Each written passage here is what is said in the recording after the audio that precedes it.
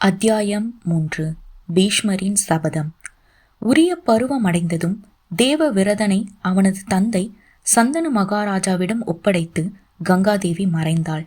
தன் மகனான தேவவிரதனுடன் தன் நகருக்கு திரும்பிய சந்தனு மகாராஜா நல்லதொரு முகூர்த்த நாளில் அவனுக்கு யுவராஜா பட்டம் சூட்டி மகிழ்ந்தான். 4 வருடங்கள் கழிந்தன. ஒரு நாள் சந்தனு மகாராஜா யமுனா நதிக்கரையோரமாக சென்றபோது அங்கு மனதை கவரும் விதமாக நறுமணம் ஒன்று கமழ்ந்தது. இந்த நறுமணம் எங்கிருந்து வருகிறது என்பதை அறிய அலைந்து திரிந்த சந்தனு மகாராஜா இறுதியில் தேவதையை போன்ற ஒரு அழகிய பெண்ணை கண்டார். முனிவரிடம் இருந்து பெற்ற வரத்தால் அத்தகைய நறுமணம் அவளிடம் கமிழ்ந்து கொண்டிருந்தது. பல வருடங்களுக்கு முன்பாக தன்னை விட்டு கங்காதேவி பிரிந்து சென்ற பெண் தொடர்பற்று இருந்த சந்தனு மகாராஜாவின் வைராகியம் யமுனை ஆற்றங்கரையில் இருந்த பெண்ணால் தளர்ந்து போனது. இதனால் பேரழகு வாய்ந்த அக்கண்ணியை தான் மனைவியாக அடைந்திட பெருவிருப்பம் கொண்டார். தன் விருப்பத்தை அப்பெண்ணிடம் தெரிவித்ததும் அவள், மகாராஜா, நான் செம்பவட குலத்து பெண். என் தந்தை செம்படவர் தலைவன். அவரை கண்டு தாங்கள் என்னை மணந்திட சம்மதம் பெறுங்கள் என்றாள். அவ்வாறே சந்தனு மகாராஜா அப்பெண்ணின் தந்தையான செம்படவர் தலைவனை கண்டு தன் விருப்பத்தை தெரிவித்தார். அவள் தந்தை வெகு சாமர்த்தியசாலி. அவன் சந்தனு மகாராஜாவிடம், மகாராஜா, பெண்ணாக பிறந்த என் மகளை எவரேனும் ஒரு ஆணுக்கு திருமணம் செய்து கொடுக்கத்தான் வேண்டும். என் மகளுக்கு நீங்கள் ஏற்றவரே, அதில் எனக்கு எல்லளவும் சந்தேகம் இல்லை. என் மகளை தங்களுக்கு நான் திருமணம் செய்து தர வேண்டுமென்றால் எனக்கு தாங்கள் ஒரு சத்தியம் செய்து தர வேண்டும் என்றான். செம்படவ பெண் மீது கொண்ட மோகம் காரணமாக சற்றும் யோசிக்காத சந்தனு மகாராஜா, நீ கேட்கக்கூடியது என்னால் தரத்தக்கது எனில் நிச்சயமாக நான் சத்தியம் செய்து தருவேன் என்றார்.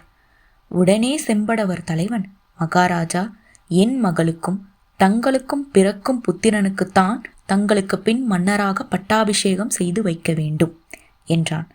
மோகத்தால் முன்பே மதிமயங்கி இருந்தாலும் சந்தனு மகாராஜா உடனே செம்படவ தலைவனின் நிபந்தனையை ஒப்புக்கொண்டு சத்தியம் செய்ய மனம் ஒப்பவில்லை. கங்கையின் மைந்தனான தேவவிரதன் தான் தனக்கு பின் அரசு பொறுப்பை ஏற்க வேண்டும் என்று தான் எண்ணியிருந்த போது எவ்வாறு தனக்கு வேறொரு பெண் மூலம் பிறக்கும் குமாரனை பட்டத்து அரசனாக்க முடியும்? மனம் குழம்பிய சந்தனு மகாராஜா செம்படவர் தலைவனின் நிபந்தனையால் வேதனை மிகுந்து தன் அரண்மனைக்கு திரும்பினார்.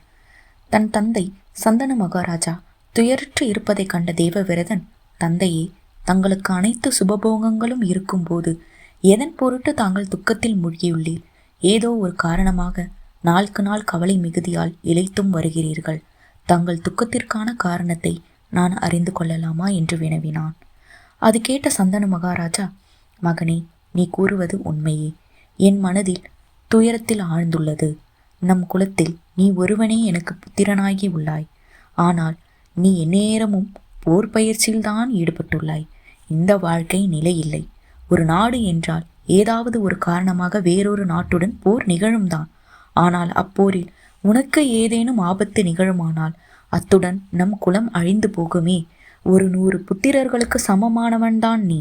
ஆனால் சாத்திரம் படித்தோர் நிலையில்லாத இவ்வுலகில் ஒரு புத்திரன் மட்டும் இருப்பதும் இல்லாமல் இருப்பதும் ஒன்றுதான் என்றல்லவா கூறுகிறார்கள். நம் புகழ்மிக்க குலத்தின் வளர்ச்சி ஒரு புத்திரனின் உயிரில் மட்டும் இருப்பது நல்லதல்ல. நம் வம்சம் அழிந்து விடாதிருக்க ஆசைப்படுகிறேன். இதுவே என் துயருக்கான காரணம் என்றார். இவ்வாறு சந்தனு மகாராஜா கூறியதற்கு காரணம் தன் உள்ளத்தை வருத்தும் உண்மையை தன் மகனிடம் கூற வெட்கம் கொண்டதேயாகும். ஆனாலும் நுண்ணறிவாளனான தேவவிரதன் தொடர்ந்து முயன்று தன் தந்தையின் துயருக்கான காரணத்தை அறிந்து கொண்டான். தன் தந்தையின் தேரை ஓட்டும் சாரதியின் வாயிலாக யமுனை நதிக்கரையில் நடந்த நிகழ்வை அறிந்த தேவவிரதன் உடனே சென்று செம்படவர் தலைவனை சந்தித்தான். செம்படவர் தலைவரே, என் தந்தை சந்தனு மகாராஜாவுக்காக புதல்வியை நான் பெண் கேட்டு வந்துள்ளேன். உமக்கு பெண் கொடுக்க சம்மதமா என்று வினவினான். அதற்கு செம்படவ தலைவன், உன் தந்தை சந்தனு மகாராஜாவை மணப்பதால் என் மகள் பட்டத்து ராணியாவாள். அதற்கான தகுதியும் அவளுக்கு உண்டு. ஆனால் என் மகளுக்கு பிறக்கும் புத்திரன் வரும் காலத்தில் அஸ்தினாபுரத்து மன்னராக முடியுமா? ஏனெனில் சந்தன மகாராஜாவுக்கு பின் ராஜ பரிபாலனம் செய்ய நீரென்றோ பட்டாபிஷேகம் செய்யப்பட்டுள்ளீர். இது ஒன்றுதான் என் மகள் தந்தையை மணந்திட தடையாக உள்ளது. என்னை மன்னிப்பீர் என்றான். உடனே தேவவிரதன், என் தந்தை உமது மகளை மணந்து கொள்ள என் தந்தைக்கு பின் எனக்கு கிடைக்கப் போகும் அரசுரிமைதான் தடையெனில் அதனை இப்போதே துறக்கிறேன். என் தந்தைக்கு பின் மகளுக்கும் என் தந்தைக்கும் பிறக்கப் போகும் புத்திரன்தான் வருங்கால அஸ்தினாபுரத்து அரசனாவான். இது சத்தியம் என்றான். தேவவிரதன் இவ்வாறு உறுதிப்பட உரைத்ததும் செம்படவர் தலைவன், அரச வம்சத்தோர் இதுவரையில் எவருமே செய்ய துணியாததை பரம சிரேஷ்டரான நீர் செய்துவிட்டீர். நீர்தான் சுத்த வீரர். என் மகளான இக்கன்னியை நீரே பெற்ற தகப்பனை போன்று தந்தைக்கு மணமுடிப்பீர். ஒரு பெண்ணின் தகப்பனாக இருக்கும் எனக்கு இன்னும் ஒரு சந்தேகம் உள்ளது. சத்திய வாக்கில் எல்லளவும் எனக்கு சந்தேகம் இல்லை. இருந்தாலும் நான் கூறப்போவதை பொறுமையுடன் கேட்டு பதிலுரைப்பீர். உம்மை வாக்கினை நம்பலாம். ஆனால் சிறந்த வீரனான சந்ததி மீது எனக்கு எப்படி நம்பிக்கை ஏற்படும்? பிற்காலத்தில் உமக்கு பிறக்கப் போகும் மகன்தான் அரசனாக வேண்டும் என்ற அவாவில் என் மகளின் புத்திரனுக்கு உரிய ஆட்சி அபகரித்திட முயலக்கூடும் இல்லையா? இதுவே என் ஐயப்பாடு என்றான். செம்படவ தலைவனின் கூற்றை கேட்டதும் தேவவிரதன் தன் தந்தையின் விருப்பத்தை நிறைவேற்றுவதுதான் தன் தலையாய கடமை என எண்ணி, செம்படவர் குலத் தலைவரை, இப்பொழுதே நான் சத்தியம் செய்கிறேன். என் உயிர் உள்ளவரையில் நான் பிரம்மச்சாரிய விரதம் பூண்டிருப்பேன் என்று உறுதிமொழி கூறினான்.